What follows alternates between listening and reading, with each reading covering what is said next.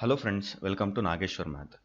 మనం పోయిన లాస్ట్ వీడియోస్లో ఈచ్ అండ్ ఎవ్రీ ఒక టాపిక్ గురించి డీటెయిల్డ్గా డిస్కస్ చేసుకుంటూ వస్తున్నాం. లైక్ మనం ఫస్ట్ ఇయర్కి వచ్చేటప్పటికి ట్రిగనామెట్రీ అనేది చాలా ఇంపార్టెంట్.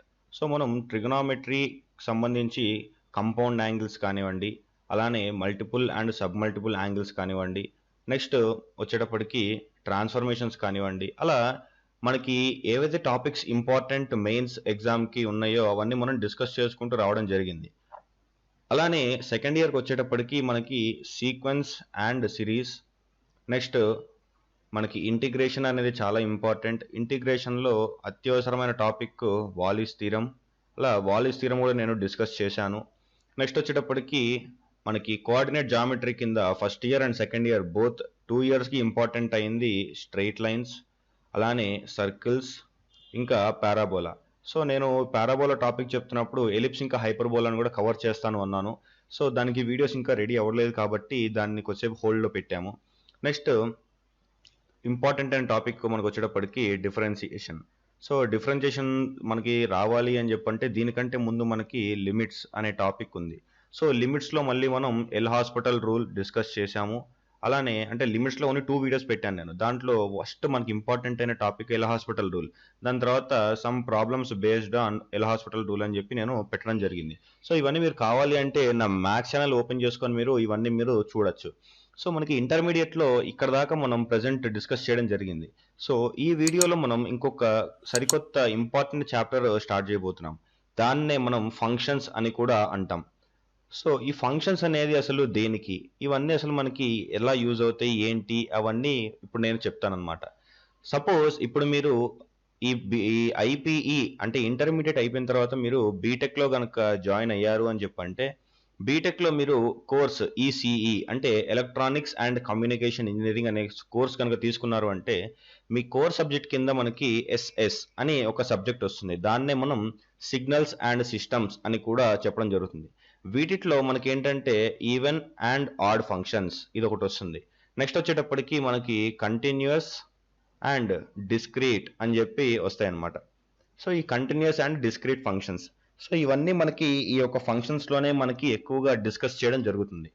సో అసలు ఈ కంటిన్యూస్ అండ్ డిస్క్రీట్ ఫంక్షన్స్ అంటే ఏంటి, ఈవెన్ అండ్ ఆడ్ ఫంక్షన్స్ అంటే ఏంటి, next periodic and A periodic functions అని కూడా మనకి వస్తాయన్నమాట.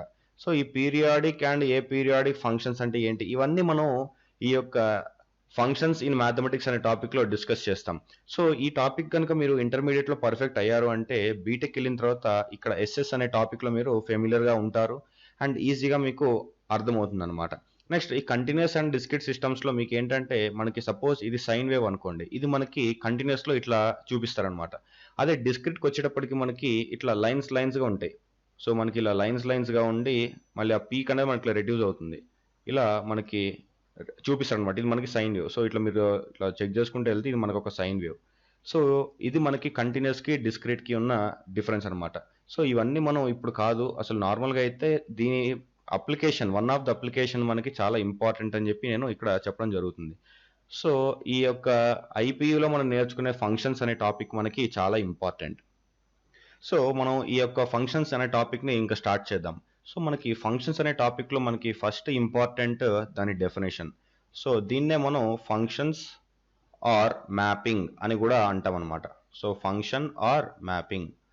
సో మనకి ఇదేంటంటే ఇంటర్మీడియట్ ఫస్ట్ ఇయర్లో మా అంటే 11th క్లాస్ అని కూడా మీరు అనుకోవచ్చు. సో 11th క్లాస్లో మనకి ఈ టాపిక్ వస్తుంది.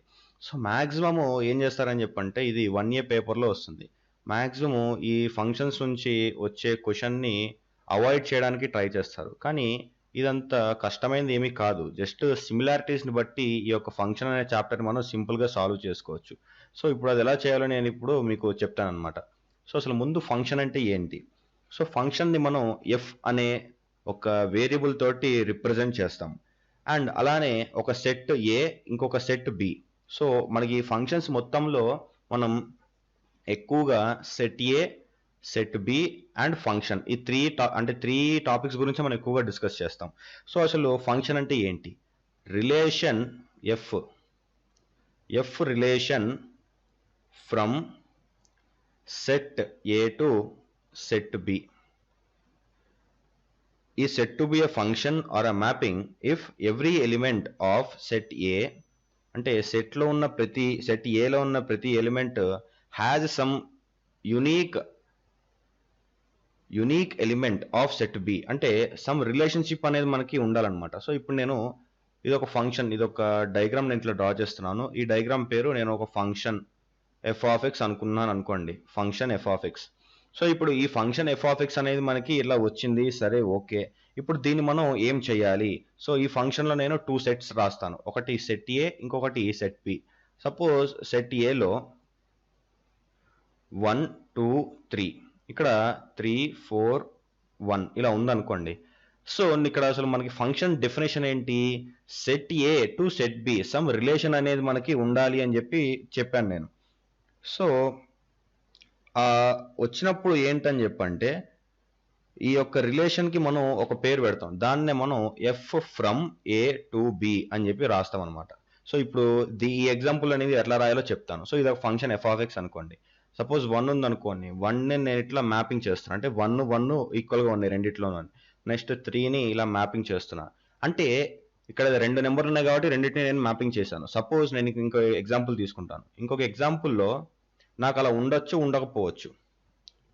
సో ఇంకొక ఎగ్జాంపుల్లో ఏంటంటే, ఇంకొక ఎగ్జాంపుల్లో ఇక్కడ మీరు చూసుకుంటే ఇది ఒక ఫంక్షన్ 1 2 3, ఇక్కడ వచ్చేటప్పటికి 3 4 5 ఉంది అనుకోండి. సో ఒక 3 అంటే ఒక నెంబర్ అనేది మనకి మ్యాచ్ అయ్యింది ఇక్కడ. సో ఒక్క నెంబర్ అన్నా మనకి సెట్ ఏ నుంచి సెట్ బిలో కనుక మ్యాచ్ అయింది అంటే దాన్ని మనం ఫంక్షన్ అని చెప్పడం జరుగుతుంది. సో ఈ విధంగా మనం ఫంక్షన్స్ని రిప్రజెంట్ చేయడం జరుగుతుంది అనమాట. సో నెక్స్ట్ మనకి ఇంపార్టెంట్ వచ్చేటప్పటికి చాలా ఇంపార్టెంట్, దీన్ని అసలు ఎలా రిప్రజెంట్ చేయాలి? దీన్ని F 2 dots A to B అని చెప్పి మనం దీన్ని ఇట్లా రిప్రజెంట్ చేస్తాం. సో ఇక్కడ దీన్ని మనం ఎలా చదవాలి అంటే F function from A to B అని చెప్పి చదవడం జరుగుతుంది అనమాట. ఇక్కడ ఏ అనేది ఏంటి? ఒక సెట్. బి అనేది ఏంటి? ఇంకొక సెట్.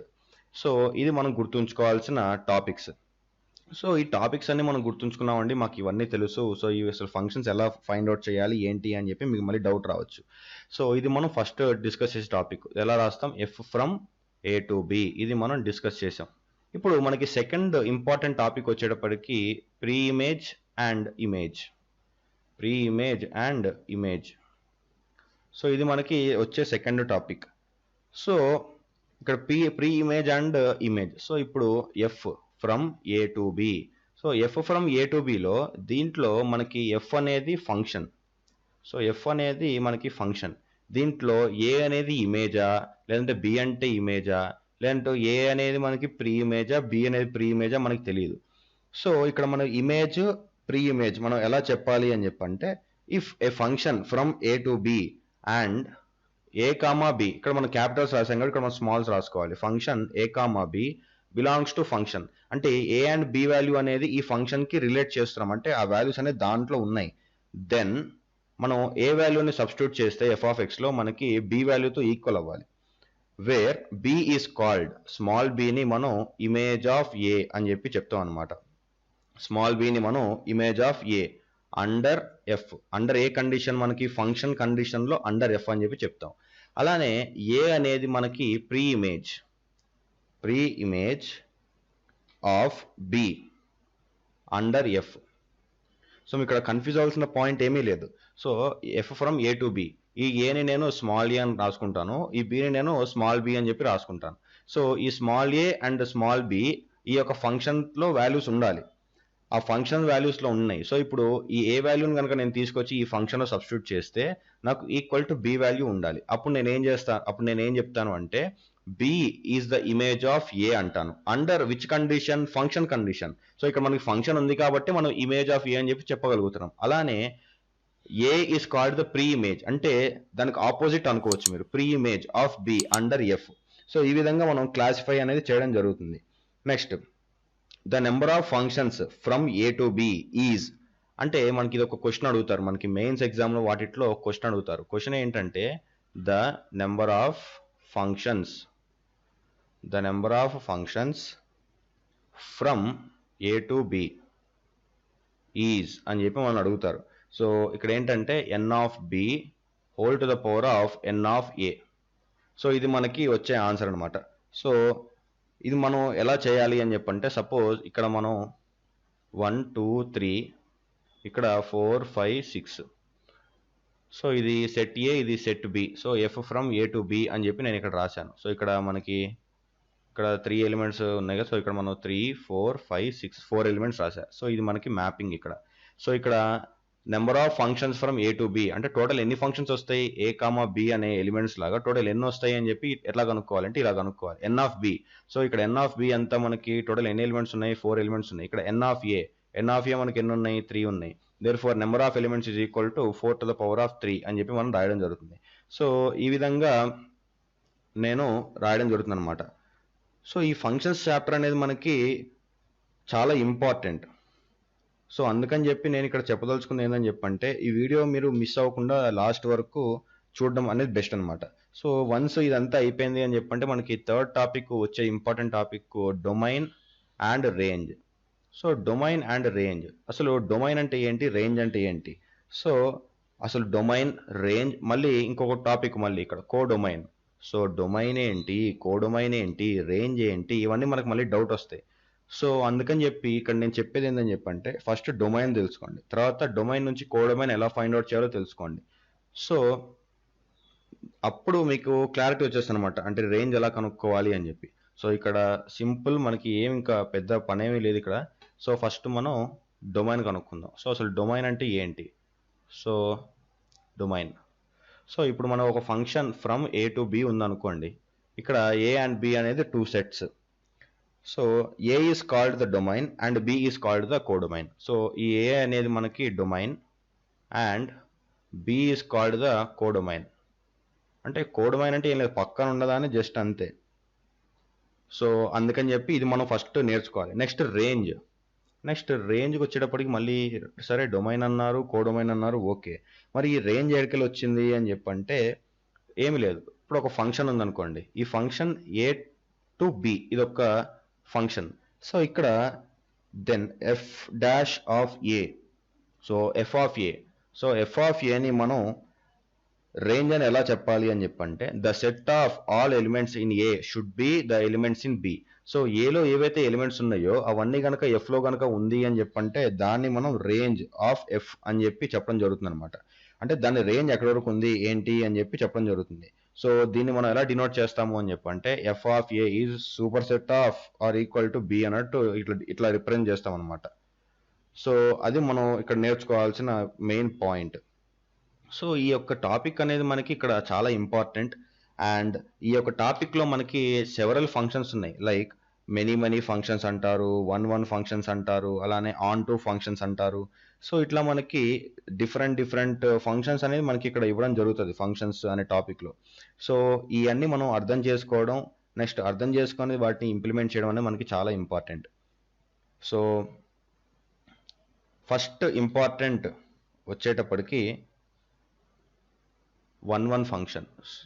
సో ఈ వన్ ఫంక్షన్ అనేది మనకి చాలా ఇంపార్టెంట్. సో ఇక్కడ మనం వన్ ఫంక్షన్ అనే దాన్ని ఓపెన్ చేసుకుందాం. సో వన్ ఫంక్షన్లో ఈ యొక్క వన్ ఫంక్షన్లో మనకి అత్యవసరమైన టాపిక్ ఏంటి అని చెప్పంటే function from A to B. So దీన్నే మనం వన్ ఫంక్షన్ని కూడా మనం ఇంజెక్షన్ అని కూడా చెప్పడం జరుగుతుంది. సో ఈ ఇంజెక్షన్ అంటే ఏంటి, మళ్ళీ బైజెక్షన్ అని కూడా అంటారు. సో బైజెక్షన్ అని చెప్పంటే మనం ఈ మెనీ వన్ ఫంక్షన్స్ దగ్గర, నెక్స్ట్ సర్జెక్షన్ అంటారు. సర్జెక్షన్ అని చెప్పంటే ఆన్ టు ఫంక్షన్స్ దగ్గర. సో ఇట్లా డిఫరెంట్ కైండ్స్ ఆఫ్ వర్డ్స్ అనేది మనకి ఇవ్వడం జరుగుతుంది అనమాట. సో ఇవన్నీ మనం గుర్తుంచుకోవాలి. అంటే మనకి మెయిన్స్కి వచ్చేటప్పటికి ఇట్లా అడగరు, కానీ వన్స్ ఈ యొక్క ఇది స్టార్ట్ అయిపోయింది అని చెప్పంటే వాళ్ళు అడగడం జరుగుతుంది. సో మనకి ఫస్ట్ ఇక్కడ మనం వన్ ఫంక్షన్ గురించి డిస్కస్ చేసుకుందాం. సో మనం వన్ ఫంక్షన్ అని చెప్పంటే ఏంటి అని చెప్పంటే, ఒక function F from A to B ఉంది, దీన్ని మనం వన్ అని ఎలా అంటామని చెప్పంటే డిస్టింక్ట్. సో మనకి ఇక్కడ distinct elements of A have distinct elements in B. So ఏలో ఉన్న ఎలిమెంట్స్ అన్ని బిలో ఉండాలి, అది డిస్టింక్ట్గా ఉండాలి. సో లెట్ A1, A2 ఈ 2 ఎలిమెంట్స్ ఏలో ఉన్నాయి అనుకోండి. అలానే దీని కండిషన్ ఏంటి అని చెప్పంటే a1 value should not be equal to a2 ఇది ఒక కండిషన్. మళ్ళీ F of a1 should not be equal to F of a2 ఇది ఇంకో కండిషన్. సో ఈ రెండు కండిషన్లు మనకి సాటిస్ఫై అవ్వాలి. అండ్ ఇది ఒక కండిషన్. లేదు దీనికి ఆపోజిట్ గా అయినా ఉండొచ్చు. Like a1 is equal to a2 అన్న ఉండాలి. Next F of a1 is equal to F of a2 అనే కండిషన్ లో అయినా మనకి ఉండాలి. సో ఇలా గనక ఉంది అని చెప్పంటే దీన్ని మనం 1 ఫంక్షన్ అని చెప్పడం జరుగుతుంది. సో ఈ 1 ఫంక్షన్ లో సపోజ్ ఎన్ ఆఫ్ ఏ అంటే ఏ అనే సెట్ లో మనకి 6 ఎలిమెంట్స్ ఉన్నాయి. అలానే ఎన్ ఆఫ్ బి అనే సెట్ లో మనకి n ఎలిమెంట్స్ ఉన్నాయి. Then the condition to define and injection from A to B is అంటే ఈ డైరెక్ట్ గా మనకి ఏందని చెప్పండి ఇట్లా వాల్యూస్ ఇవ్వరు. a1 a2 ఇట్లా మనకి వాల్యూస్ ఇవ్వకుండా direct N of is equal to R అంటాడు, N of B is equal to N అంటాడు. సపోజ్ ఇక్కడ నేను ఒక ఎగ్జాంపుల్ తీసుకుంటాను. సో ఎగ్జాంపుల్లో ఏంటంటే N of A is equal to 6 and N of B is equal to some 9 అనుకోండి. So ఇక్కడ నేను 6 ఇది ఒక ఎన్. సో ఇక్కడ మనకి R value should be less than are equal to N అనే కండిషన్ కనుక ఉంది అని చెప్పంటే then we can say that the above given function is 1 function అని చెప్పి మనం చెప్పుకోవచ్చు అనమాట. సో ఈ కండిషన్ కనుక సాటిస్ఫై అయింది అని చెప్పంటే 1 ఫంక్షన్ అని చెప్పి మనం చెప్పుకోవచ్చు. ఇక్కడ ఆర్ వాల్యూ ఎంత మనకి 6 is less than are equal to 9 అంటే 9 is greater than are equal to 6 అనే కదా. అంటే గ్రేటర్ దాన్ 6 ఈక్వల్ టు కాదు. సో అందుకని చెప్పి మనం ఏం చేస్తాం 50-50 అంటే నైదర్ 1 ఫంక్షన్ నార్ 1 ఫంక్షన్ అని కూడా మనం చెప్పడం జరుగుతుంది. So and the number of such injections is total ఎన్ని అలా వస్తాయి అని చెప్పి అనుకుంటే మనం ఎన్పిఆర్ ఇది మనకి permutation. So NPR is equal to N factorial by N minus R factorial. So ఇది మనకి ఫార్ములా ఎన్పిఆర్కి. అండ్ ఆర్ వాల్యూ కనుక గ్రేటర్ దాన్ ఎన్ ఉంది అనుకోండి then the number of injections is 0. R less than are equal to N కనుక ఉంది అని చెప్పంటే 1 ఫంక్షన్ పాసిబుల్. అలా కాకుండా R value greater than N కనుక ఉంది అని చెప్పంటే injection R 1 function. So 1 function are injection is equal to 0 అని చెప్పి మనం చెప్పుకోవచ్చు అనమాట. ఓకే ఫ్రెండ్స్, ఈ వీడియో కనుక మీకు నచ్చినట్టయితే లైక్, షేర్ ఇంకా కమెంట్ చేయండి. వచ్చే వీడియోలో మనం మెనీ వన్ ఫంక్షన్ అలానే ఆన్ టు ఫంక్షన్స్ అలా ఫంక్షన్స్ చాప్టర్లో మనకి చాలా టాపిక్స్ ఉన్నాయి డిస్కస్ చేయడానికి. సో అవన్నీ నేను వచ్చే వీడియోలో నేను మీకు డిస్కస్ చేయడం జరుగుతుంది. ఈ వీడియో కనుక మీకు నచ్చినట్టయితే లైక్, షేర్ ఇంకా కమెంట్ చేయడం మర్చిపోవద్దు.